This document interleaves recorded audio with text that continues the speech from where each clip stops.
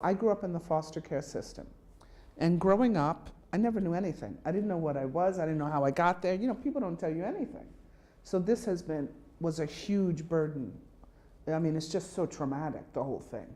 And, you know, I didn't even know racially what I was. Now, as an adult at 18, I got my birth certificate, and it said there, you know, my mother's black. I could see her name. That's great. That's something to know. But, you know, I'm still not knowing anything. So it's been a journey of 20 years of uncovering the truth. All I want is the truth. And, you know, if you're a writer, a filmmaker, stuff, you know that we tend towards, like detectives. We're always uncovering stuff. That's how I am naturally. I'm not going to leave anything alone. And because this has not been easy. And I've uncovered a lot of it. You know, what happened, how did I end up in foster care, you know. I got a court order to see my foster care records, for example. And so in there it says my mother was homeless with her 3 kids on the sidewalk. They'd seen us too many times. They took her to Bellevue. They took us to a shelter. She was then committed, you know, to Central Islip Hospital. That's her intake photo.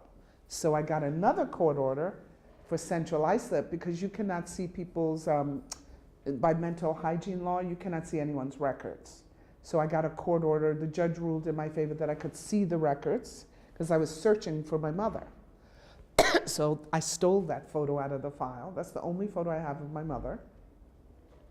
And, you know, he's standing there like this, you know, while I'm looking at the files. Could you get me some water, please? Some water. And when he got to it, I snatched that photo right out of the file.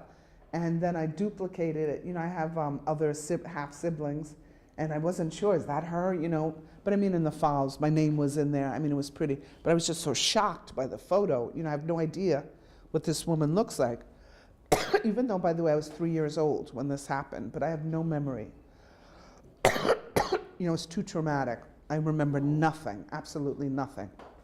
So anyway, and so my older sister, half-sibling, you know, she lived in another place. She said, that's her, because she was 12. So that's how, you know, that helped too. So all of the stuff I'm saying is all part of my story.